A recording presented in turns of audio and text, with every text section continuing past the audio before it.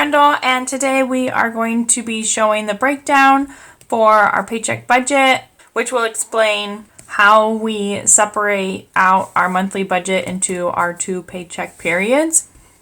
So first off, we're going to just list out the budget. It's going to look very similar to this one. There is already a little change. This was recorded and created a couple weeks before September had started. So now that we're into September, it has changed slightly, which happens. So we still have our income of $4,820, and holdover will come into play when we're separating out the categories. Mortgage is still $1,150. RAV4 is $420. Our motorcycle is $200. Braces is $189. Our phone bill is $133. The internet is $75. Sewer and garbage is $68. Life insurance is $38. And Netflix is $10. And those are all the same as my monthly budget, which add up to $2,283. And then for sinking funds on the September monthly budget, it was $1,492. We did have a expense in auto maintenance that happened in the first few days of the month, so we did increase our sinking fund amount to cover that extra cost instead of taking it out of savings. So we will put $1,861, which is an extra $369 from that, which I'll talk a little bit more once we go through the categories.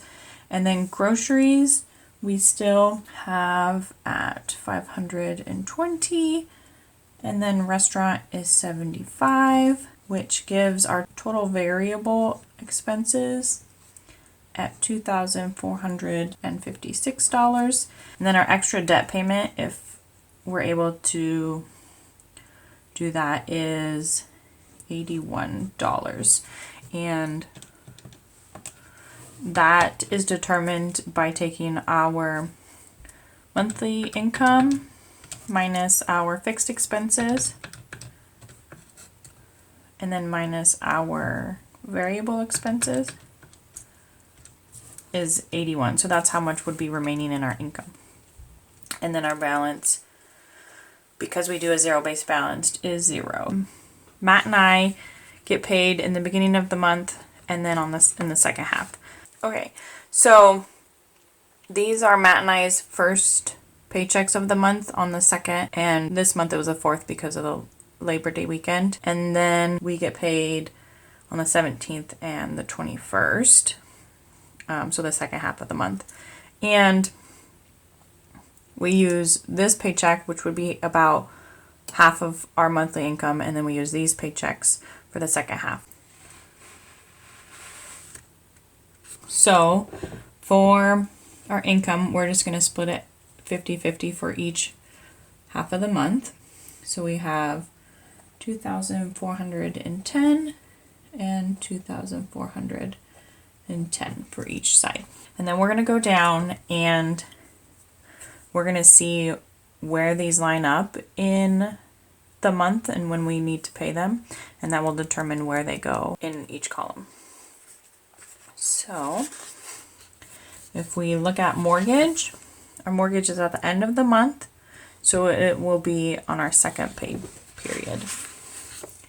So we will put $1,150, and then our RAV4 payment is also at the end of the month, so that'll go in the second half. Our motorcycle is on the second half of the month also. So that's $200 over here. And then we have my braces, which come out at the beginning of the month. It's on the 10th.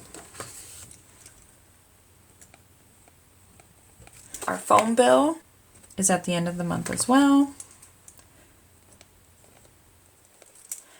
So our internet is on the second half of the month, but I usually get the bill early, and so I usually pay it within this first month. So we're going to put it in that column.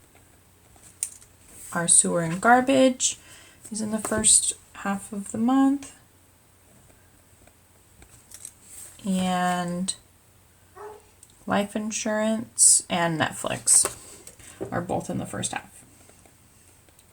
So now we know for our fixed expenses what we need to pay in the first and second half of the month.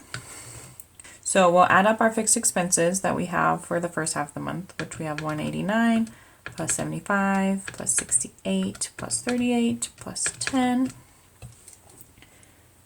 is 380.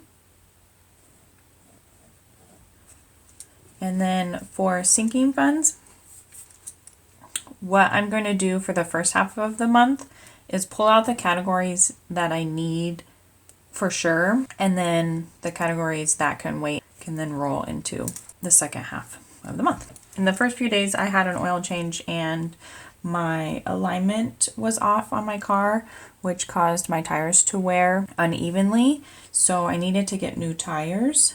That ended up being $616 with what was already in our auto maintenance budget, plus that extra $369 that we had added. That will cover the cost of the auto maintenance. And our electric bill is $98. Since it's already into the beginning of the month, I know how much that will be because we've already gotten the bill. And for gas, we take out the $200 that we're allocating. For groceries, we take it out at the beginning of the month because we usually do our Costco run at the beginning of the month, and that is usually a big cost. We like to have that on hand. And then restaurant is $75. And so we can add up our variable expenses of $616 plus $98 plus $200 plus $520 plus $75, which will give us $1,329. Now we will determine what our balance is at the end of the first month. So our income is $2,410 for the beginning of the month. We will subtract out our fixed expenses of $380, and then we will subtract out our variable expenses of $1,329, which will give us a balance of $701. This 701 doesn't match, so I think I messed up on one of these calculations. So let me redo that. 616 plus 98 plus 200 plus 520 plus 75 equals 1509, which you guys probably saw while I was putting them in. So I will use the whiteout right here, and we'll white out this amount.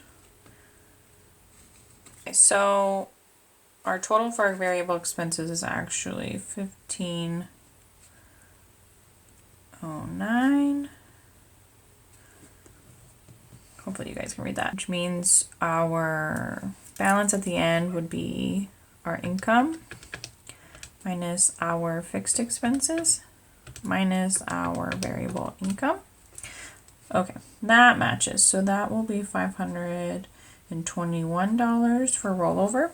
And so we'll take that balance and move it up to the holdover amount, which will be $521. So we'll keep that from our first half of the month to fund the second half. The second half will have income of $2,410 plus the extra that we have from the first half of the month.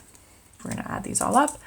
Our mortgage of $1,150 plus $420 plus $200 plus $133 gives us a total of $1,903. And then for our remaining sinking fund amount, we will have this minus these expenses. So we'll have the total that we want to put into the sinking fund of $1,861 minus what we've already taken out of 616 minus 98 minus 200 will give us 947 that we will need to add to the sinking funds. We won't add anything to groceries and nothing to restaurant because we'll still have that amount from the beginning half of the month. And then our total variable is just the sinking fund amount.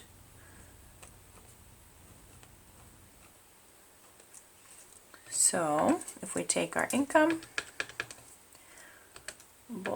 and the holdover amount, we'll subtract out our fixed expenses minus our variable expenses for the second half, will give us that $81 that we will put towards our debt. And then that will make our ending balance a 0 to match our regular budget. So there's a couple different ways that we could have handled this auto maintenance hiccup, because if you look at our sinking funds for September, our auto maintenance had about $200 from the starting. We were initially only going to put $50 in there, so we only had $250 for that, which isn't enough to cover this. So we could have used our savings to fund that extra, or like we did, we decided to pull from our extra debt payment, because originally we were going to put $450. We reduced that down to $81 and put that extra to cover our auto maintenance. So this is how we allocate our expenses for the month to make sure that we have money in our account for the first half and the second half to cover bills and not have any overdrafts. I like the paycheck budgeting when you're looking at it as a whole. I know a lot of people do paycheck to paycheck budgeting, but it seems that they only focus on each paycheck individually. But I think it's important to look at both of them together to see how you're going to pay your bills. So for us, we have a small amount of fixed expenses at the beginning of the month and a lot at the end of the month. And that's also when our mortgage comes out, which is our biggest expense.